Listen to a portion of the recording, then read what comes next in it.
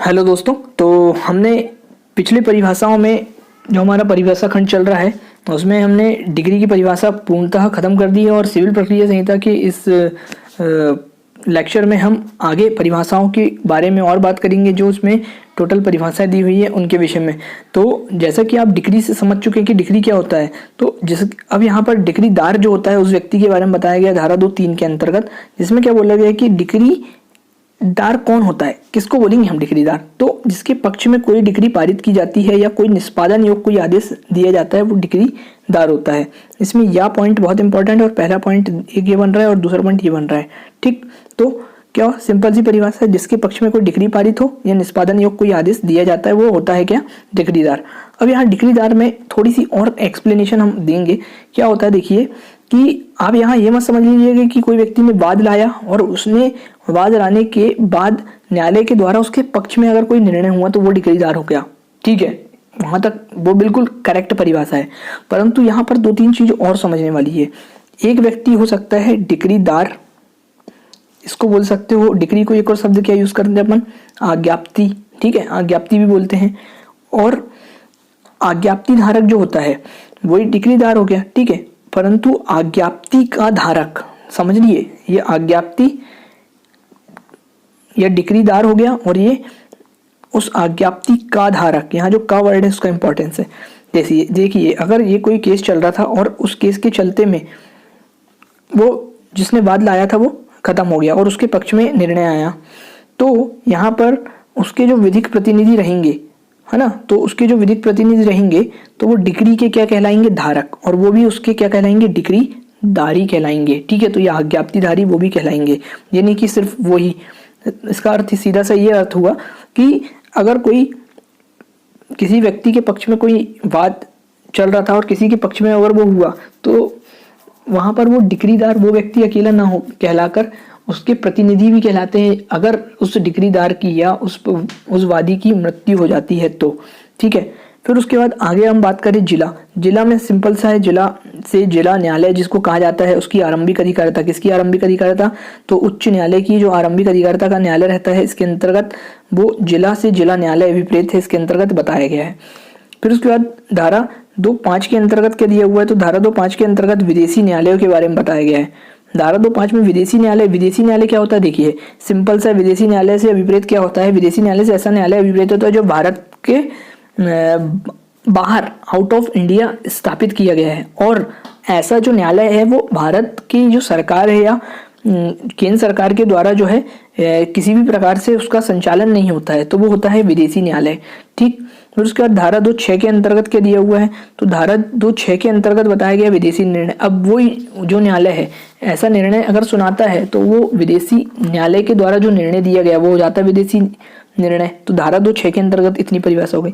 अब उसके बाद धारा 2(7) सरकारी प्लीडर की परिभाषा बहुत इंपॉर्टेंट है अपने लिए। इसके अंतर्गत ये बोला गया है कि ऐसा कोई अधिकारी आता है जो सरकारी प्लीडर पर इस संहिता के द्वारा अभिव्यक्त रूप से आरोपित कृत्यों का या उनमें से किन्हीं का पालन करने के लिए राज्य सरकार द्वारा नियुक्त किया गया, किसके द्वारा, उस राज्य की सरकार के द्वारा नियुक्त किया जाता है। क्यों किया जाता है कि अभिव्यक्त रूप से अधिरोपित कृत्यों या किन्हीं का पालन करने के लिए। तो जो राज्य सरकार के द्वारा नियुक्त किया जाता प्लीडर है वो प्लीडर सरकारी प्लीडर होता है। एक अलग परिभाषा हमारी 2(14) में भी आएगी, 7×2=14, उसमें भी आएगी, जिसके अंतर्गत प्लीडर, ओनली प्लीडर की परिभाषा दी है। वहां प्लीडर की परिभाषा इसलिए दी है क्योंकि वो इंडिविजुअल काम करता है, उसको सरकार के द्वारा नियुक्त नहीं किया जाता है। ठीक है, परंतु ये जो है इसमें सरकार के द्वारा नियुक्त किया गया व्यक्ति आता है, वो होता है, तो राज्य सरकार के द्वारा नियुक्त किया गया व्यक्ति प्लीडर होता है, जो सरकारी प्लीडर के निर्देशों के अधीन कार्य करता है। ठीक है, तो इस प्रकार एक सरकारी अधिवक्ता के रूप में नियुक्त एक सहायक सहकारी अधिवक्ता को इस धारा के अर्थों में एक सहकारी से एक सरकारी अधिवक्ता समझा जाता है। ठीक है, न्यायालय में जो मुकदमे होते हैं ना उसको शीघ्र निस्तारण हो जाए, इस उद्देश्य से क्या करती है सरकार, आवश्यकता अनुसार जो भी उनकी जो संख्या है उसमें एक सरकारी अधिवक्ताओं को नियुक्त कर देती है। ठीक है, एक विशेष सरकारी अधिवक्ता जो होता है उसके पद को एक लाभ का पद माना गया, मतलब कि ऐसा नहीं गहरा गहरा पद नहीं रहता, ये भी एक प्रतिष्ठित पद है। ठीक, अब उसके बाद धारा 2(7)(a) के अंतर्गत अंडमान निकोबार जो द्वीप समूह अपना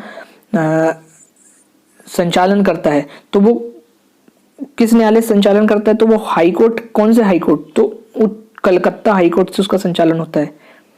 ठीक, तो धारा 2(7)(a) में इतनी सी बात है।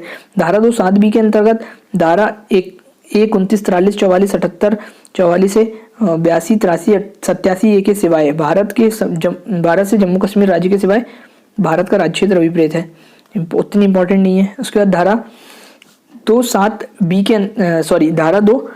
के अंतर्गत क्या दिया हुआ है, न्यायाधीश की परिभाषा, बहुत ही ज्यादा इंपॉर्टेंट परिभाषा। न्यायाधीश में बहुत सिंपल सी एक लाइन याद रखना अपने को कि न्यायाधीश से क्या विपरीत होता है, न्यायाधीश से क्या अभिप्रेत है, न्यायालय का पीठासीन अधिकारी अभिप्रेत है, न्यायालय का पीठासीन अधिकारी।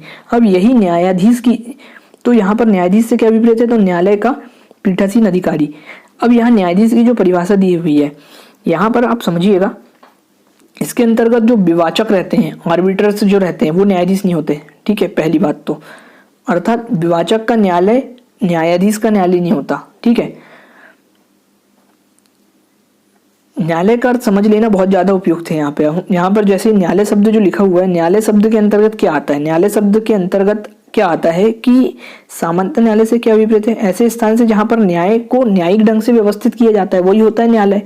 अब मगर यहाँ परिभाषा किसकी पूछा है, न्यायाधीश की, और न्यायाधीश कौन व्यक्ति होता है, तो जो वहां का पीठासीन अधिकारी है, ठीक। उसके बाद धारा 2(9) के अंतर्गत निर्णय क्या होता है, तो निर्णय बहुत सिंपल, निर्णय से क्या अभिप्रेत होता है, देखिए, निर्णय से न्यायाधीश के द्वारा, अब ये जो न्यायाधीश है, इसी न्यायाधीश के द्वारा क्या दिया जाता है, निर्णय दिया जाता है। तो न्यायाधीश के द्वारा डिक्री या आदेशों के आधारों का कथन अभिप्रेत होता है।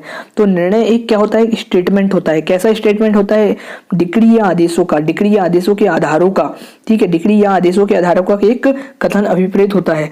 अब बहुत इंपॉर्टेंट परिभाषा हमारी एक आती है निर्णित ऋणी की, ठीक है। क्यों आती है निर्णित ऋणी की देखिए, आपने डिक्री पढ़े, डिक्री के बाद डिक्रीदार पढ़े, धारा 2(3) के अंतर्गत, तो वहां पर क्या दिया था, डिक्रीदार की परिभाषा, जिसके पक्ष में क्या हुआ था निर्णय, तो वो हो गया था डिक्रीदार, परंतु जिसके विरुद्ध होता है वो भी तो कुछ कहलाता होगा ना, तो बिल्कुल वो क्या कहलाता है, निर्णित ऋणी। मतलब जिसके विरुद्ध में अगर कोई निर्णय होता है, तो जिसके विरुद्ध कोई डिक्री पारित होती है, तो जिसके विरुद्ध कोई डिक्री पारित हो वो क्या होता है, या फिर कोई निष्पादन योग्य कोई आदेश किया गया हो। तो सेम लाइन आप देखिएगा, यहाँ पर उधर पे लिखा हुआ है पक्ष और यहाँ पर लिखा है विरुद्ध, ठीक है, और यहाँ या याद रखना है और 2 पॉइंट इसमें भी याद रखना है। तो धारा 2(10) के अंतर्गत निर्णित ऋणी की परिभाषा हम लोग दी गई है। अब यहाँ पर जो निर्णित ऋणी के बारे में जो बोला है, इतनी चीज समझ में आ गई होगी आपको, ठीक है। तो निर्णित ऋणी आपको इतना समझ में आया। अब यहाँ पर धारा 2(11) के अंतर्गत जो विधिक प्रतिनिधि या वैध प्रतिनिधि या लीगल रिप्रेजेंटेटिव की परिभाषा जो दी गई है, तो वो लीगल रिप्रेजेंटेटिव होता क्या है उसको समझना बहुत जरूरी है। धारा 2(11) में ये इसकी जो परिभाषा है आपको टिप्पणी में बिल्कुल लिखने की आई हुई है, प्रीवियस एग्जामों में आप देखिएगा बिल्कुल आई हुई है। विधिक या वैध प्रतिनिधि होता क्या है, तो देखिए क्या होता है कि कोई वाद आया, कोई ना कोई व्यक्ति लेके आता है, परंतु होता क्या है, अगर वो व्यक्ति मृत हो जाता है तो उसके जो लीगल रिप्रेजेंटेटिव बनते हैं वो एक सिंपल सी भाषा में वो होते हैं, परंतु यहाँ हमको ये परिभाषा एक्यूरेट लिखना होगा। तो देखिए, तो वो व्यक्ति जो मृत व्यक्ति की संपदा का प्रतिनिधित्व करता है, या ऐसा व्यक्ति से विपरीत होता है जो मृत की संपदा का दखल अंदाजी करता है। तो एक शब्द हो गया प्रतिनिधित्व, एक हो गया दखल अंदाजी। तो पहला पॉइंट क्या है, मृतक की संपदा का प्रतिनिधित्व और मृतक की संपदा में क्या करता है, दखल अंदाजी। और जहां पर कोई पक्षकार प्रतिनिधिक रूप में वाद लाता है या उसके ऊपर विधिक प्रतिनिधि रूप से वाद लाया जाता है, वहां वह व्यक्ति इसके अंतर्गत आता है जिसे वह संपदा उस पक्षकार के मरने पर न्यायगत होती है, और जो इस प्रकार वाद लाया या जिस पर इस प्रकार से वाद लाया जाता है। तो बहुत सिंपल सी परिभाषा इसमें दी हुई है। हम इसको एक छोटे से उदाहरण से समझते हैं। देखिए, जैसे एक व्यक्ति ए है, एक व्यक्ति कौन है, ए है, ठीक है, उसकी मृत्यु हो गई, ठीक है, हो गई। उसने अपने 2 पुत्र, एक बी और एक सी को छोड़कर चले गया, मर गया, ठीक है, जो कि उसके कानूनी क्या है, उसकी जायदाद के वारिस हो गए, ठीक है, हो गए कि नहीं हो गए, बिल्कुल हो गए। उक्त दोनों पुत्र मृतक की संपत्ति के संबंध में उसके क्या होंगे, लीगल रिप्रेजेंटेटिव, ठीक है, यही होता है वैध प्रतिनिधिक, ठीक। वे मृतक द्वारा संशिष्ट किए गए कोई भी वाद, अगर ये मृतक व्यक्ति है इसके द्वारा कोई भी वाद लगाया गया था तो उसका क्या कर सकते हैं, पूर्णतः संचालन करने के क्या है, हकदार हैं। तो यहाँ पर यही होता है लीगल रिप्रेजेंटेटिव। इसी प्रकार मृतक के भाई और बहन उस मृतक के वैध प्रतिनिधि होने से मोटर व्हीकल एक्ट की जो धारा 110A के अधीन प्रतिकर के लिए दावा करने के भी हकदार है। इसका मतलब विस्तार देखिए आप कहाँ तक है। ठीक है, अब जो संहिता में जो परिभाषा दी हुई है इसमें क्या बोला गया है कि कोई भी व्यक्ति वैध प्रतिनिधि हो सकता है। क्या बोला गया है इसमें? कोई भी व्यक्ति वैध प्रतिनिधि हो सकता है, चाहे वह परिजन मतलब स्ट्रेंजर ही क्यों ना हो। ऐसा व्यक्ति जिसका मृतक की संपत्ति में कोई स्वत्व नहीं होता, मतलब वो व्यक्ति जिसका कि जो मरा हुआ व्यक्ति उसकी संपत्ति में किसी भी प्रकार का कोई स्वामित्व या स्वत्व नहीं होता, और ना ही जो उसका हितकारी स्वामी ही होता है, लेकिन जो मृतक की संपत्ति में हस्तक्षेप करता है, अर्थात वह स्वयं अपने लिए कुछ स्वत्व का दावा नहीं करते हुए मृतक की संपत्ति में वास्तविक कब्जे में हो, वैध प्रतिनिधि होता है। परंतु यह ज्ञातव्य है कि अनाधिकृत प्रवेशकर्ता जो होता है वैध प्रतिनिधि नहीं हो सकता। मतलब कोई भी अनाधिकृत रूप से अगर उसमें हथियाने की कोशिश करे और उसमें दखल अंदाजी करे तो वो इसके अंतर्गत नहीं आएगा, बट सभी व्यक्ति इसमें मान के चलिए एक विधिक प्रतिनिधि हो सकते हैं। ठीक है, तो एक यूनिवर्सल डोनी जो होता है वो एक वैध प्रतिनिधि हो सकता है। ठीक, तो इतनी सिंपल सी परिभाषा इसमें एक्सप्लेन की गई है धारा 211 के अंतर्गत एक विधिक प्रतिनिधि की। अब आगे बढ़ते हैं, धारा 212 के अंतर्गत अंतःकालीन लाभ की परिभाषा दी हुई है, या मध्यवर्ती लाभ, अंतःकालीन लाभ या मेसन प्रॉफिट जिसको बोला जाता है धारा 212 के अंतर्गत। संपत्ति के मध्यवर्ती लाभों से, तो जो संपत्ति का जो मध्यवर्ती लाभ होते हैं ना, ऐसे लाभों पर ब्याज सहित वे लाभ अभिप्रेत हैं। तो यहाँ पर बहुत सिंपल परिभाषा दी, संपत्ति के अंतःकालीन जो लाभ होते हैं उस पर ब्याज सहित लाभ से जो कि संपत्ति पर सदोष कब्जा रखने वाले व्यक्ति को उससे वस्तुतः प्राप्त हो, या जिन्हें मामूली तत्परता से उससे प्राप्त कर सकता था, किंतु सदोष कब्जा रखने वाले व्यक्ति के द्वारा जो है उसमें जो अभिवृद्धि अगर होती है तो वो इसके अंतर्गत नहीं आता। देखिए इसमें सिंपल सी परिभाषा ये बोली गई है कि जो अंतःकालीन लाभ क्या है, जैसे कि मेरी कोई संपत्ति थी उस पर आपने कब्जा कर ली है और उससे जो भी लाभ उत्पन्न हो रहा है उसको कौन ले रहे हो? आप ही ले रहे हो। ठीक है, तो मेरी संपत्ति थी, आपने उस पर कब्जा कर ली है और उस पर जो भी प्रॉफिट हो रहा है, जैसे कि मेरी संपत्ति में कोई किराए के मकान थे 10-15, उसके जो भी किराया आ रहा है वो आप वसूल करके आप उसको अर्निंग करने लगे। ठीक है, सबसे मेन पॉइंट क्या है, एक मध्यवर्ती जो लाभ रहता है या अंतःकालीन लाभ जो रहता है उसमें ब्याज इंक्लूड रहता है। ठीक, मध्यवर्ती लाभ का दावा किसी अचल संपत्ति से बेकब्जा किए जाने पर आधारित होता है। तो यहाँ पर जो होता है ये संपत्ति वर्ड लिखा हुआ है, ये कौन सी संपत्ति के लिए है? अचल संपत्ति के लिए है। ठीक, अतः जहां संपत्ति से बेकब्जा किए जाने की कोई बात नहीं हो वहां मध्यवर्ती लाभ के लिए कोई दावा नहीं किया जा सकता। तो यहाँ पर मुख्य पॉइंट क्या निकल के आए? दो, कि अचल संपत्ति होना और ब्याज भी इसमें इंक्लूड रहता है। ठीक है, अचल संपत्ति होना और ब्याज भी इसमें इंक्लूड रहता है। ठीक, तो दो पॉइंट हमें याद रखना है। मध्यवर्ती लाभ जो होता है ना, उसका निर्धारण जो होता है संपत्ति की जो वर्तमान स्थिति है उसके आधार पर ही होना चाहिए, ना कि उससे प्राप्त होने वाले भावी लाभों के आधार पर। सदोष कब्जाधारी अपने सदोष कार्यों का लाभ न उठा सके, इसके मुख्य उद्देश्य क्या होते हैं कि इसमें जो सदोष कब्जाधारी है अपने सदोष कार्यों का लाभ न उठा सके, वास्तविक स्वामी को सदोष पूर्ण रूप से पूर्व की स्थिति में लाया जा सके, वास्तविक स्वामी को अपनी संपत्ति से मनवांछित उपयोग का अवसर प्रदान करना। तो जो वास्तविक उसका स्वामी उसको उसकी संपत्ति वैसी है उसको वैसी दे दी जाए। कुल मिला के ये एक नैसर्गिक न्याय को प्रदान करने के लिए होता है। ठीक, तो ये हो गया एक अंतःकालीन लाभ। ठीक, मेसन प्रॉफिट ये हो गया। उसके बाद धारा 213 जंगम संपत्ति के बारे में बताता है। जंगम संपत्ति, जंगम संपत्ति क्या होती है? Movable property. मूवेबल प्रॉपर्टी क्या होता है? देखिए इसमें सिंपल सी परिभाषा दी कि इसके अंदर जंगम संपत्ति से विपरीत क्या होता है, इसके अंतर्गत उगती हुई फसलें आती हैं। ठीक, तो जो चल संपत्ति होती है उसकी इसमें जनरल क्लॉजेज एक्ट की परिभाषा से बिल्कुल भिन्न है यहाँ पर जो परिभाषा दी हुई है। ठीक है, तो यहाँ पर बोला है आती है, परंतु उसमें बोला है नहीं आती। ठीक, भूमि पर खड़ी फसल को चल संपत्ति बिल्कुल माना जाता है। ठीक, ये इतनी चीज है। उसके बाद धारा 214 में आदेश ऑर्डर दिया हुआ है। ऑर्डर से सिविल न्यायालय में किसी विनिश्चय की प्रारूपिक अभिव्यक्ति से विपरीत होता है जो डिक्री नहीं होता है। तो ऑर्डर क्या होता है? देखिए ऑर्डर में और डिक्री में हमें अंतर पता रहना चाहिए। ऑर्डर क्या होता है और डिक्री क्या होती है? देखो डिक्री कहाँ पर दी हुई है? धारा 2 के अंतर्गत। पहली चीज तो एक अंतर ये हो गया। और ये धारा 2 काय पर दिया हुआ है? धारा 214 के अंतर्गत। ठीक है, धारा 214 में। ठीक, ऑर्डर, तो यहां देखिएगा ऑर्डर में क्या होता है, एक औपचारिक अभिव्यक्ति तो बिल्कुल उस पर भी अभिप्रेत होती है डिक्री में और इस पे भी होती है, परंतु ये डिक्री नहीं होती। साफ स्पष्ट कर दिया यहाँ पे। अब ऑर्डर जो होते हैं ना, ऑर्डर दो प्रकार के हो सकते हैं, ऐसे ऑर्डर जो अपील योग्य होते हैं और ऐसे ऑर्डर जो अपील योग्य नहीं होते। अब कौन से अपील योग्य होते हैं और कौन से अपील योग्य नहीं होते हैं वो हमें आगे देखने को मिलेंगे।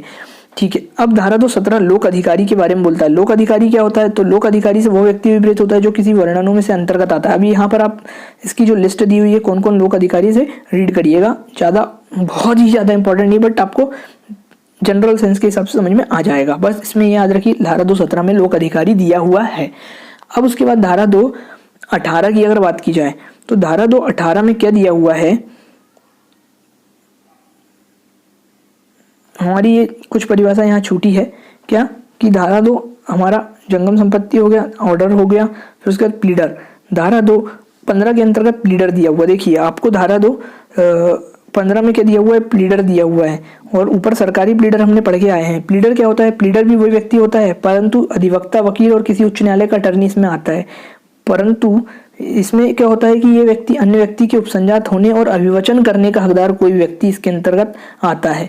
यहाँ पर क्या होता है कि कोई व्यक्ति किसी को नियुक्त करता है कि आप मेरी सिविल की कार्यवाही को देखो, कुल मिला के यह होता है प्लीडर। ठीक, उसके बाद धारा 216 के अंतर्गत क्या दिया हुआ है, विहित। उसके बाद 17 आपको बताई दिया हूँ मैंने। उसके बाद धारा 218 नियम।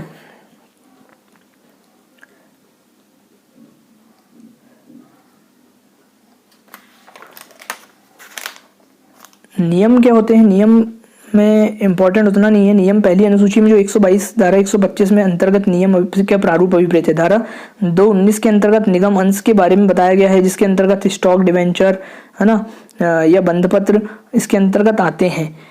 ठीक, उसके बाद हस्ताक्षरित के अंतर्गत क्या आता है, तो हस्ताक्षरित क्या होता है, देखिए हस्ताक्षरित क्या होता है। यहाँ पर हस्ताक्षरित शब्द के अंतर्गत स्टाम्प जो रहता है ना, स्टाम्प भी आता है, परंतु किसको छोड़ दिया जाए, निर्णय और डिक्री को छोड़ के, निर्णय और डिक्री को छोड़ दिया जाए। उसको छोड़कर जितने भी हस्ताक्षरित शब्द दिया हुआ है हस्ताक्षरित, उसके अंतर्गत स्टाम्प लगाना भी आता है, स्टाम्प लगाना भी आता है। सिर्फ किसको छोड़कर, निर्णय और डिक्री को छोड़कर। ठीक है, हस्ताक्षर में जैसे कि बोलते हैं ना अपन कि एक कोई साक्षर व्यक्ति है जो सिग्नेचर कर सकता है, उसकी हस्ताक्षर भी मुद्रा के द्वारा की जा सकता है, मतलब कि वो सिग्नेचर जो है मुद्रा के द्वारा, तो वो हस्ताक्षर में मोहर भी सम्मिलित होती है। ठीक है, जैसे कोई मोहर रहती है वो भी इसमें शामिल होती है। ठीक, तो ये परिभाषा खंड था हमारा, जिसको हमने विस्तृत रूप से एक जो इम्पोर्टेंस देनी चाहिए उतनी देते हुए पढ़ा है। तो बताइए आप किस तरीके से ये आपको अच्छा लगा, और क्या इसके बारे में राय है आपकी, ज़रूर डिस्कस करेंगे हम, और कमेंट करिए आप, और इसी क्रम में हम आगे बढ़ते चलेंगे। तो मिलते हैं नेक्स्ट वीडियो में।